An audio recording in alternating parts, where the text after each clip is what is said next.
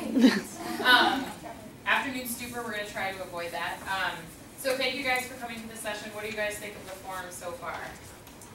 Were you all able to attend the panel session that just happened? Good. Okay. So I want to just take a minute to introduce myself and my co-presenter. My name is Leslie Anderson. I am a graduate of the HMP program at the School of Public Health, 2014. I am now an administrative fellow with Spectrum Health System in Grand Rapids, and I was asked by Wally and the leadership team of WiHL to come in and co-present this breakout session with Elisabeth, and I'm going to allow Elisabeth to introduce herself. So I'm Elisabeth, the RC. You guys saw me downstairs. I'm a manager with a consulting firm called HealthRise Solutions. We're actually based out of Southfield, Michigan. Before that, I founded a digital health company, working with using technology to facilitate patient collections on the front end of visits. Before that, I was in the financial services space. I did not go to the School of Public Health. My graduate degree is actually an MBA, but it was a healthcare focus out of George Washington. But I did go here for undergrad, so I love U of M, and I'm actually loving being involved in this and getting to know the school better. Leslie actually introduced me to this group originally, so I think this is really exciting to have the first conference of this sort and to have this many participants and this much engagement. So I just want to talk for a quick minute about what inspired this workshop. So I gave a similar workshop when I was a student here for the MESA student organization that was focused on this particular book, Crucial Conversations.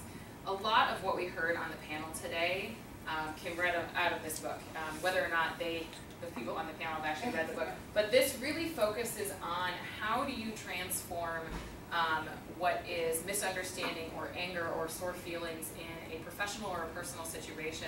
How do you, as the recipient of some of those comments, reassume control of that conversation and preserve dignity for both parties. Now, dignity wasn't a word that was thrown around on the panel this morning, but it really was the underlying theme of a lot of the conversations about what are the strategies that you use to tackle these kind of situations, both in your professional and your personal life. And my goal is really to be respectful of that relationship and recognizing, like they said downstairs, that burning a bridge is never key to success in your long-term career, and whatever you can do to preserve the dignity of the relationship and establish that long-term trust is going to serve you well, and it's also going to help you to feel better about the interaction. So this is a book that I highly recommend. You have a resources list. Hopefully you grabbed it on the way in. If you didn't, make sure you take one on the way out. But this is a resource list that I've used particularly over the last 5 or 10 years of my career just to help me get at what a lot of the panelists were talking about, which is that self-awareness piece. And we're going to get into self-awareness a little bit more towards the end of the presentation. So the objectives for today are to increase your awareness about the importance of managing relationships for your professional success and in your personal life. I want to continue. I like the comment on the panel about it's not work-life balance, it's life-life balance. Most of us are engaging in our careers because we're passionate and because we want that to be a big part of our lives going forward.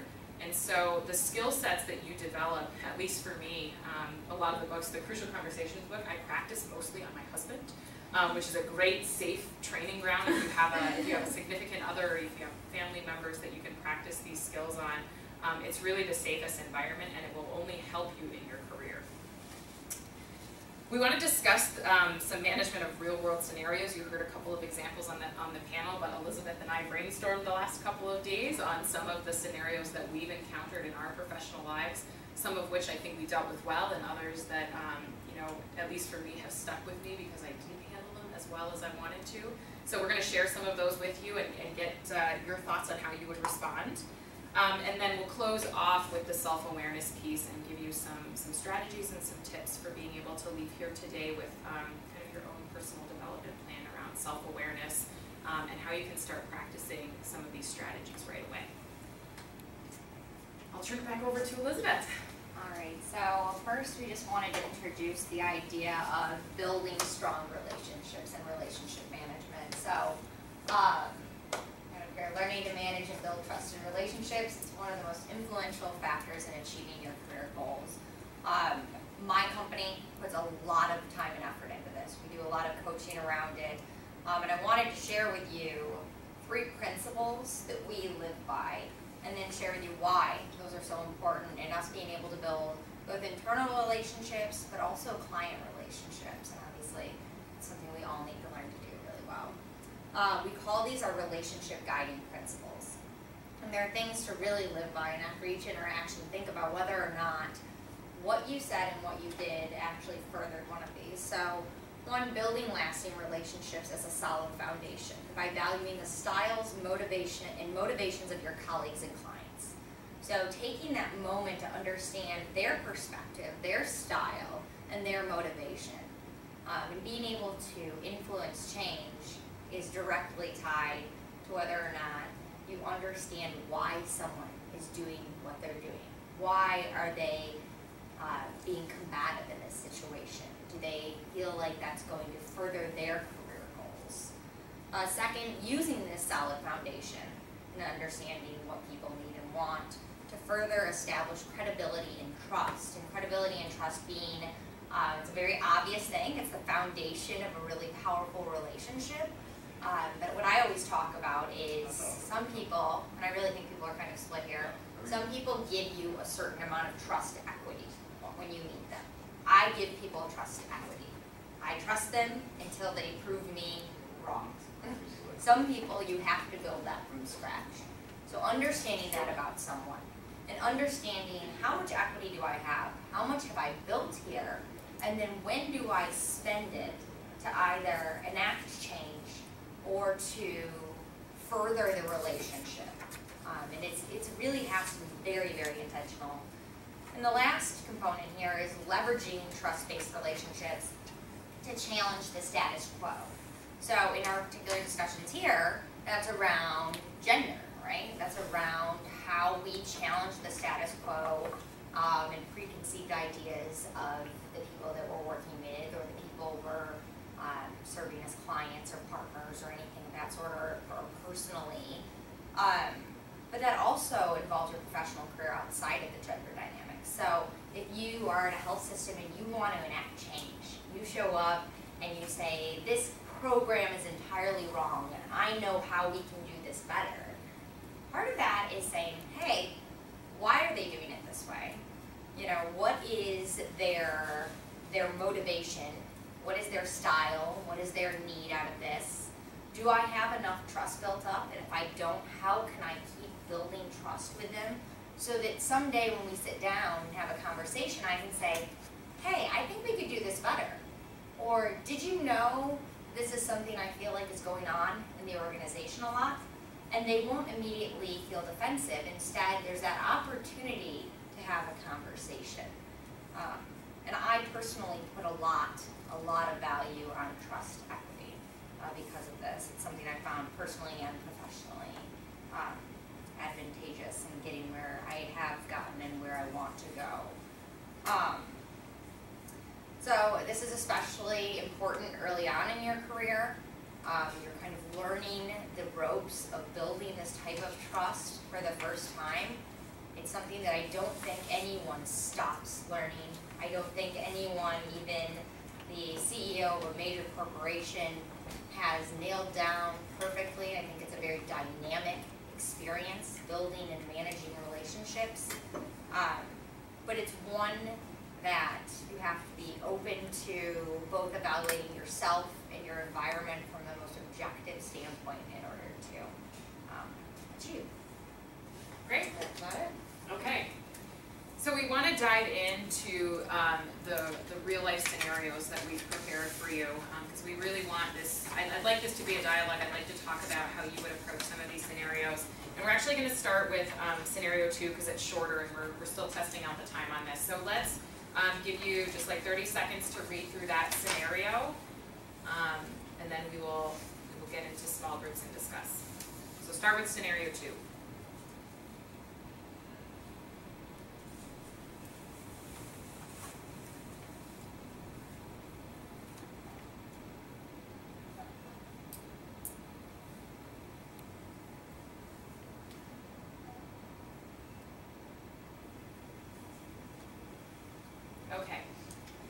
So once you finish reading it, turn to the person next to you, and this is a true story. This did happen to me. As you can see, I do love my heels. Oh wait, that was the first one. I'm sorry. Read that one too. That's really a funny one. Yeah. So the tone it down situation. This was a very well respected program director, and I came in. I was 23 years old. I was the youngest person in my division of the healthcare system by about 20 years, and at the leadership level by 25 or 30 years. And most of the leadership team, except one, was male. And I came in, and I was young, and I was enthusiastic, and I wanted to build a program, and that enthusiasm got considerably tamped down by people's reaction to me. So maybe just turn to the person next to you for a second and talk about whether or not you've had an experience like this, or if this happened to you. How would you have responded to your direct upline situation? So just take a minute. I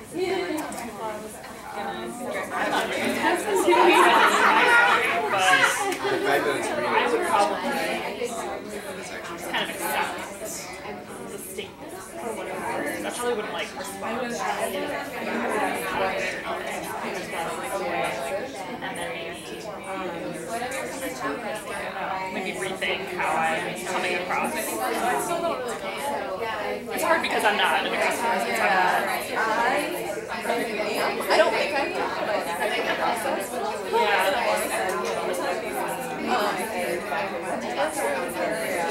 And the form yeah, exactly. I've this person say that. I've heard feedback like you can be very kind of like aggressive, and it can be fearful. Like that specifically fearful, like stuck in position. Okay. But no one's ever from like a zero. Sometimes I think like, is that why you're saying it? Right. Like if I and I don't know. I don't know if it is or not. I know I'm so I mean, sometimes that could be good, but it's like that's what I would probably ignore. I'm probably not try to take it personally. Just be like, that's a reflection of you. But I would probably say, well, what do you think of like if they think that maybe I should teach you that, maybe they're like, clearly you don't think I was being very effective, so how then? That's probably what I would say. Is like, so try to like and not take it personally. Not take it personally. So what did you guys talk about? What stuck out to you, or what has this happened to anybody? What did it evoke anything for anyone? Yeah.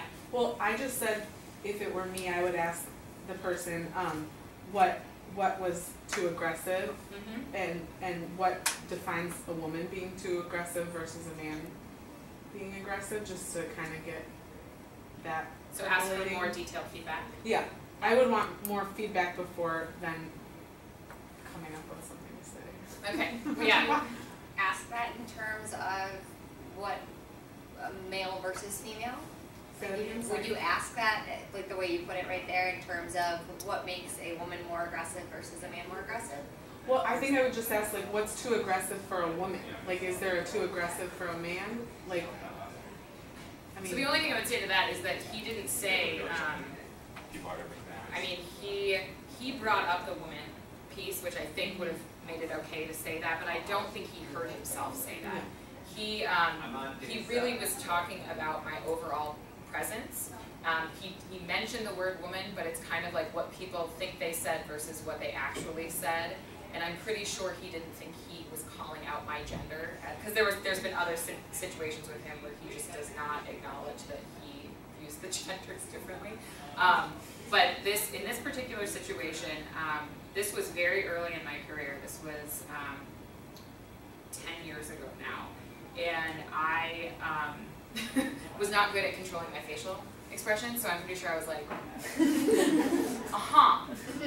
tell me more about, like, I was really obnoxious about it, and that we ended up having a good enough relationship that I could get away with that. It didn't damage my career, and it was just the two of us in a room meeting together. If it had been a a larger group, like it could have gone really badly. So one of the reasons I wanted to bring this to you is that when you're early in your career and you haven't had to face these situations as often as more seasoned professionals, you can do yourself a lot of favors by practicing and preparing for having encountered these situations. How I'd react to this today is very different than I did 10 years ago. And I would have done it in a way that it wouldn't have gnawed at me. This scenario still gnaws at me today because I don't think I handled it in a way that got a point across I wanted to get, got the point across that I wanted to get across, and it certainly, it didn't promote our relationship. I wouldn't say that it damaged the relationship, but it didn't take it to a level where we established greater trust, where we could work together better, and that was a missed opportunity for me, and I look back on that and I have some regret about it. Yeah. What do you wish you would have said? I wish, actually, Jacqueline, I like your comment about asking for more feedback, because I would have asked him for specific examples, because this was all very generic. It was like, you're just too intimidating. And that to me is like, well, that doesn't give me a lot to go on in terms of constructive feedback. And so I would have said, can you tell me about a time when you saw me engaging with a group of people where you saw that behavior, and what did you see the audience do? Because I'm usually, like, I've always been fairly self-aware, and I can read an audience. I was competing in public speaking competitions from 6th grade on, and so I've gotten pretty good at reading an audience.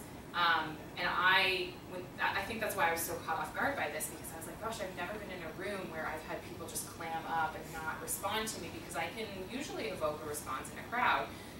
And so I think I would have asked him for some specific examples, but I definitely, given his position, he was my boss's boss, and I was trying to affect change with new programming, and I really was invested in that and wanted that.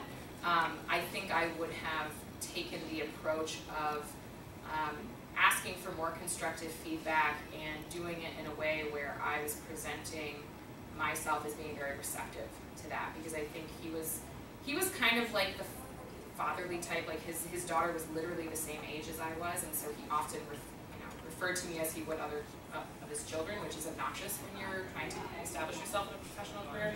But you have to recognize, kind of like Tom was talking about in the panel, there's a situational awareness, and there's certain battles you want to fight, and if you can swallow your pride a little bit, your relationship and ultimately the effect that you can have on your work and on the impact you want to have is going to be greater if you can stomach some of your pride.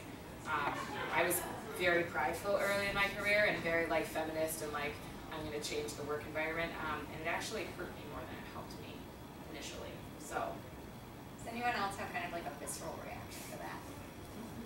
It's a hard conversation to have. I still have the excuse me like inside that wants to come out in these situations, and it's natural to want to say, explain to me why, because I was a woman. yeah. Because I want to say that, but knowing that it really is about building that relationship, and by asking for constructive feedback, you actually build that trust equity too.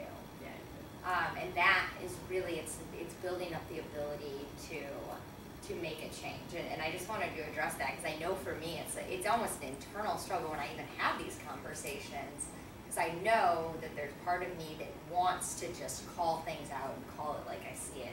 But that's not the way to get to a better tomorrow, long term. Yeah, for sure. Quick question. So, do you think that any of this advice can be situational? I was in a work environment where that kind of more passive approach would not have been effective in getting my point across, and being more aggressive paid off. Mm-hmm. So how do you navigate that balance? Do you mind giving a little bit of specifics? Sure. No, I don't mind at all. It was I was in Alaska working on a fishing boat, and I encountered sexism on a daily basis. Like Probably pretty blatant. Very, Not very so blatant. much Right. soft sex. Yeah. right, and I would talk. My sister and I were working together. We would talk a lot about it, and the soft touch just wouldn't have been effective. Yeah. So, and that's a pretty extreme example, but have you encountered situations in an office setting where you actually have to be a little more assertive? Oh, yeah. Maybe these examples have. So my career started as a frontline provider and an EMT by training, and I was working on an ambulance, and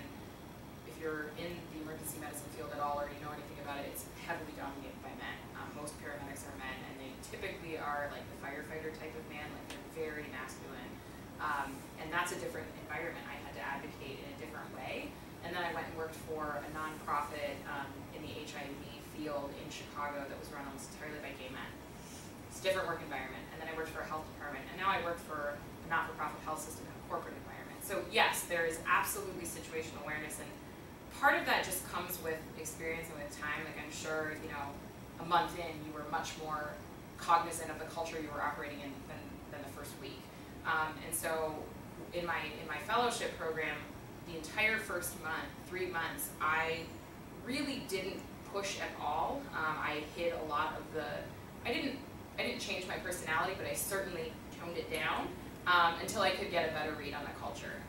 And I did that a lot through one-on-one meetings, meet and greets with folks, and that's a great way to get an introduction to a new culture, a new professional culture, so that you can better navigate and predict what is going to be effective and what's not going to be effective. But yeah, it's absolutely, it's situational, and even within the same organization, it's different depending on what the relationship is what kind of person it is. And we're gonna, when we get into the self-awareness, we'll talk about kind of the personality profiling and how do you not only read a culture, but how do you read an individual when you're engaging with them.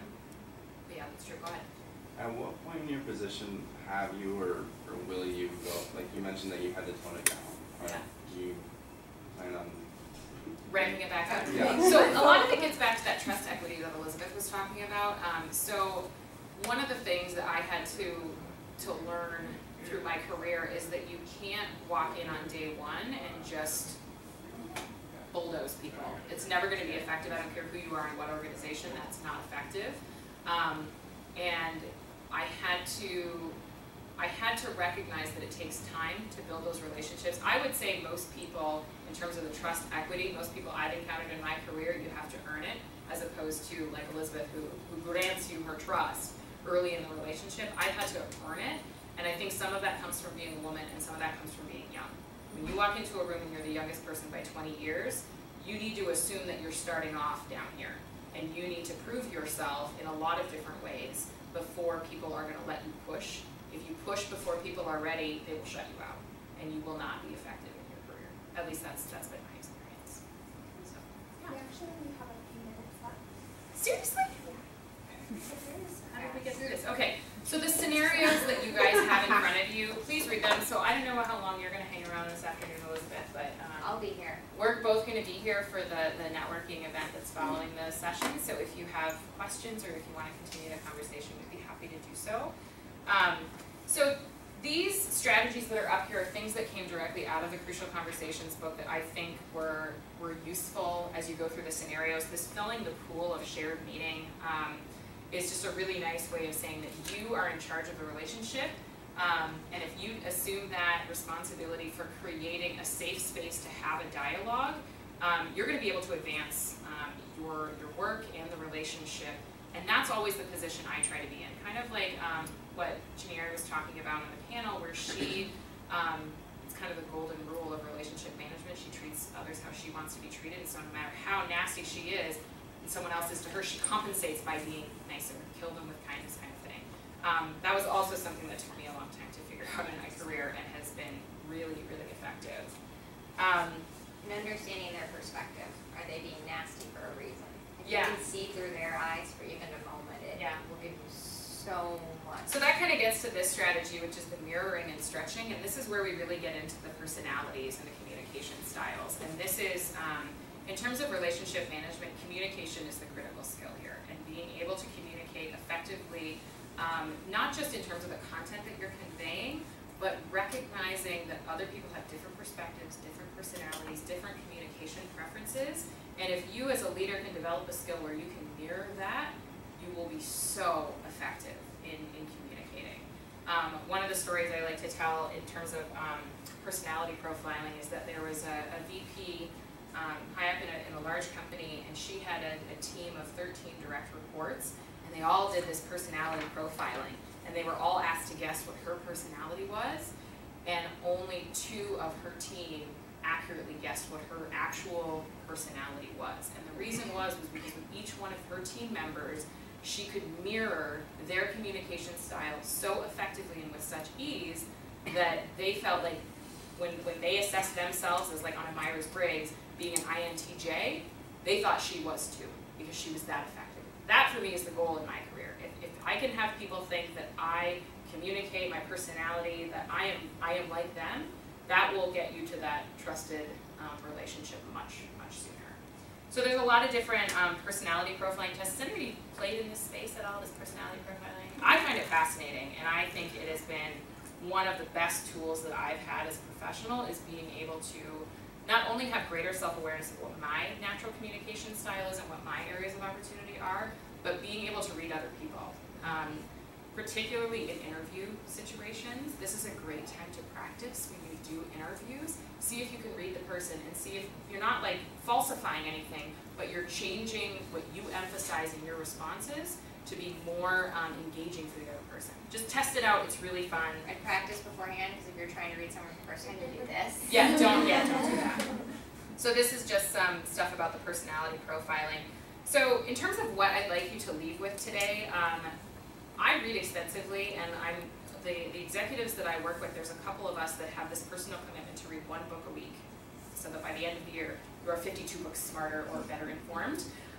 The reading list that's in front of you is just a suggestion for where to start with some of these. I found these all to be really good. For the most part, they're all very actionable. I tend to be very action-oriented, and I like stuff that I can practice right away. But I put Team of Rivals on there, which is about Abraham Lincoln, who is one of the most interesting leaders, given that he ran against 3 opponents in his first presidential campaign, who were very different than him and did not like him, and then he invited them all to be on his cabinet. And he was able to accomplish what he accomplished because of his ability to manage relationships effectively. It's an impressive story if you haven't read a lot about Lincoln. Assess yourself, take personality profiles. A lot of your, if you're going to work for companies, a lot of companies, I mean the Myers-Briggs you have to pay for, a lot of companies will pay for you to have that done. Always ask. And then the practice piece is a huge piece for me. It's taken me a long time to be able to have the skill set, and I'm, like Elisabeth said, we're all still growing, and this is if you can do this effectively, especially when you get into leadership roles, your ability to succeed as a leader is so much more to do with your emotional quotient than with your technical skills or your intelligence. It really is about relationship management. If you can do that well, it's pretty hard to stop you. And showing a little self-awareness in an interview is an amazing thing. Oh my I gosh. do. I interview almost everyone that comes through our doors. And if someone is just slightly introspective and understands their strengths and asks those type of questions because they're thinking about things from that, I'm impressed. So. Any other questions to close?